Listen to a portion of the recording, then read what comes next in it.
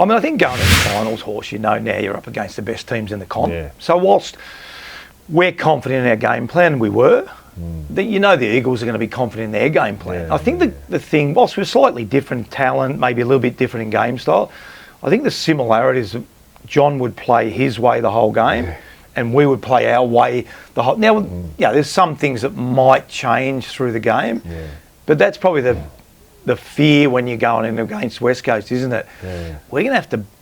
They're not going to beat themselves. No. We're going to have to beat them. We know what they're going to do. They know what we're going to do. And I think that's why they were such great games. And, we always had this view when we got on a plane to Perth. There was something about that. Yeah. It was sort of huge crowd, great team. It was really, really, it was built up, I guess. You built it up to get on the plane as us, really only us, and the silence of what you'd hear if you're playing well.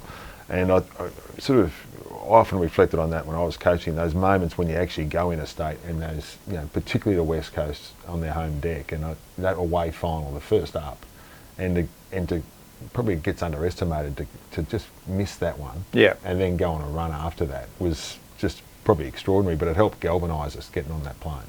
Yeah, it did, and I think you want to win. That's probably my recollection after the game, is just how disappointed everyone was. Yeah. And we had to get them up really quickly. Yeah.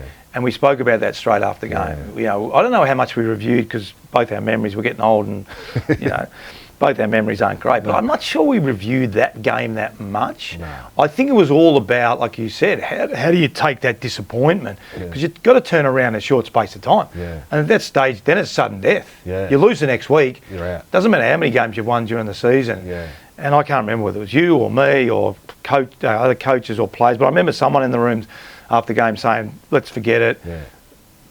No one's disappointed. Yeah. We've had a great effort. We need to win next week. Yeah, it was. And it sort of, we went on from, those 4 games were every one of them was tight.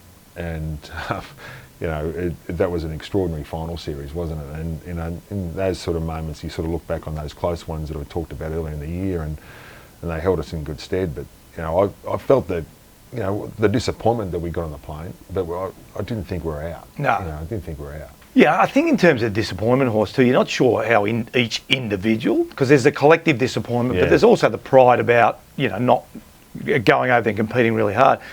I reckon that week from memory is more around making sure everyone was feeling good about going the next week. Yeah. Clearly we're going to go in favourites. We're going to come back to the SCG, which we've played really, really well. Yeah.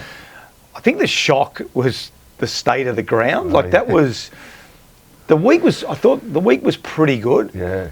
But the state of the ground was pretty bizarre, wasn't it? It was, I remember that. I mean, the couple of things I remember in the week. I think the investment in our leaders through that period always paid off. You're coming back from a close loss over in Perth, and we're playing a home game, and I remember things being pretty consistent through that period. But the ground was a bit ordinary, and the conditions were like, it was like a really wet game, wasn't it? And I think both teams, it was 6-12 or 6-15 or something to 3-12. I think we kicked 3-12 to three-quarter time. Yeah. So it was a low-scoring game against the Cats, and so if you think about that we were, I think, 17 points down at three-quarter time, and they kicked the first goal in the last. Yeah. And to still get up from there was, after such a low-scoring game, was just remarkable. Yeah, you talk about the investment in the leaders, and I think that paid off in that last quarter, didn't it, really? Because you and I played enough footy to know it's easy to get in at three-quarter time. It's not our day. Who watered the ground? What's going on? It's easier to sort of roll the toes up. And I think that's where all that work you talked about. The situational stuff, the stuff with the leaders, the game plan. Yeah. Because I guess as bad as we'd sort of played, and they hadn't played great either, no one had sort of taken control of the game. So there's still a small gap, and then. Yeah, I think we saw the talent of Nick Davis. Yeah. Probably with all due respect to a lot of our players, Nick was arguably our most talented, certainly with Mick. Yeah. Goodsey. Yeah. But we just saw probably the rest of the team almost, here's our role, this is what we're going to do, we'll be dour, and we'll keep going, and we'll keep fighting, we'll keep battling. And then suddenly Nick just bobs up and kicks 4 goals in 15 minutes. Well, I mean, his opponent, David Johnson, kicked the first goal in the last quarter, which put them 23 points up in a low-scoring game.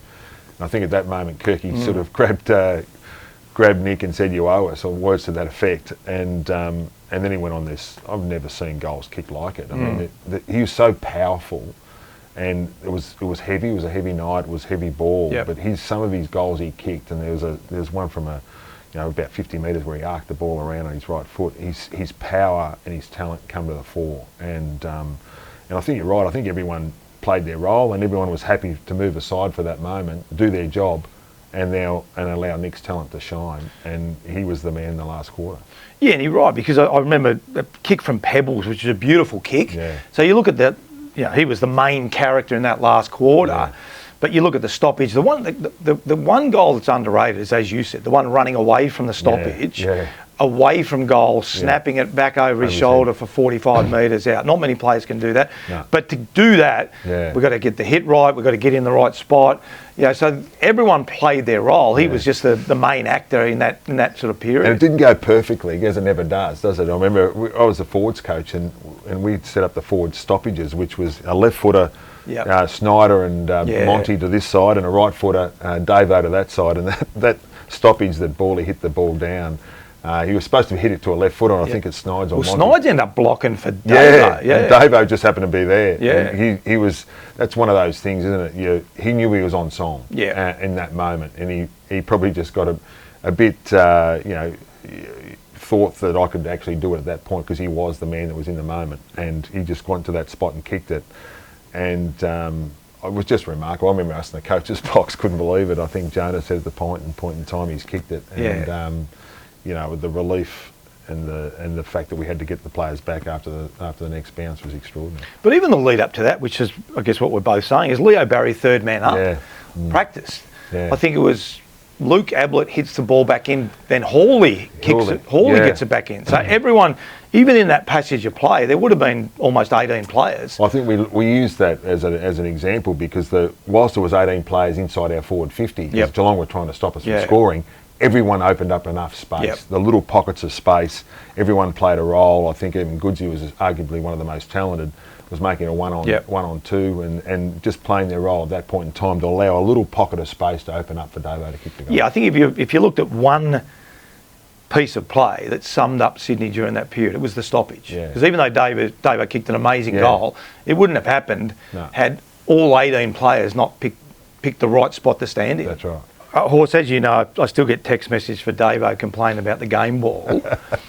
So for those who haven't heard the story, we give a game ball out every week, which became quite prestigious. When that was given for the player that we felt that match committee played their role the best for the whole 4 quarters. We've done it since, Yeah, so I think as I was giving out the ball, or whoever it was, like you'd tell Davo was shuffling in the seat, and I think he had a speech he'd written out the night before. He might have invited his family along just to get the game ball as well, and Channel 7 came, etc., etc. But unfortunately, Benny Matthews got it. Yeah. Well, no, hang on, not unfortunately. Unfortunately for Davo, Benny Matthews got it. He was halfway up, wasn't he? Oh, he's halfway up. I still get text messages. But I reckon it's interesting. Like I've said this, I think it's the best quarter of football I've seen play. But Benny just typified that era, didn't he? I don't need a fanfare. This is my role. I think the best player that I've seen is Gary Ablett Jr. Yeah. So his ability to do that and for us to share in that moment with Benny, because everyone was sharing in Davo's moment. Yeah, we didn't need to put the spotlight on Davo, because the spotlight was there. And because he kicked the 4 goals, and I think that was the whole idea of it, was to put the spotlight on the stuff that the people outside maybe didn't see. And so it was put on Benny, but he was a bit flat, Davo. I spoke to him after the game, and I still remember it as he was about to walk up the stairs from the change rooms, and all the fanfare. He said, "John, my job here is done." And he walked up there, and I just started laughing, and that was typical Davo, wasn't it? I mean, it was a great blend of personalities, of different personalities that we had in the group. You had those Davos and Hawleys and Micks, but you also had the Benny Matthews, the Kirkies. You had such a different, wide variety of personalities, and that's what made it great fun. I think the prelim horse is probably, because I don't speak about it much, and I don't think anyone does. I think that's almost the best game of footy we played in that 3-year period. Yeah. I think we kicked 7 in the first and 7 in the last. Yeah. And if you go over their team, they were unbelievably Yeah. talented. Like, I really feel like a lot gets said about Geelong, and obviously the grand final, which, you know, we won.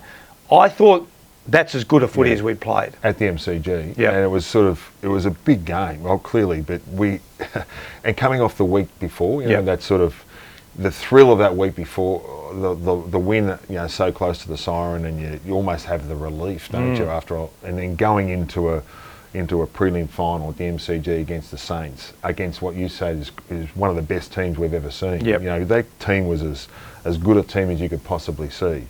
And the start, we were down at 3/4 time, and against a really good team, and we were down by a few goals. Yep. And I think Snides kicked 3 in the last quarter. Yep. You know, some of the footage, I think Pebbles had a ripping game. There was a whole heap of blokes that were just humming in that last quarter, and you know, coming off a heavy game the week before, I was always a bit concerned about how we'd run the game out. We had the foot to the floor in the last term. We just kicked goal after goal. It was fantastic. Yeah, and I think because we were always seen as a defensive team, I think that game typified how we wanted to coach. Yeah. I didn't care how many goals we kicked or didn't kick, Yeah. but our goals mostly came off really hard work, tough stuff, contested ball, getting the ball back as quickly as we possibly can, and that was a really good example. 7 in the first, going to the last quarter. We had the ability to kick goals, but it was all off the back of our hard work. Yeah. Our, as you said, some of our role players blended with our more talented players. Yeah. I just felt that last quarter was just exceptional. Yeah, it was. And I reckon we carried that through. The confidence we got after that game, the feeling in the rooms after the game was the job's not done. It wasn't certainly wasn't one of satisfaction. It was probably a relief the week before against the Cats. It was more about the job's not done. We still have a job next week, and you know, we had to come back to Sydney and then go back, you know, which is not an easy thing to do, back to Melbourne to get it done the following week. Yeah, I mean, the prelim's interesting, isn't it? Because you sort of know you're one step away, but you're one step away from losing. Yeah. So you're right, it was a great feeling, but it was an understated feeling. Probably a bit more understated than what the opposition warranted. Yeah. You know, because I agree. I reckon if you looked at the St Kilda team in that era, they were probably the most talented team we played against, with their midfield, which was just full of jets. Yeah. 3 forwards of Rewald, Kosicki and Gehrig, and they had some outstanding defenders. So yeah, it wasn't understated. It was a sort of an understated celebration. I think that helped the following week.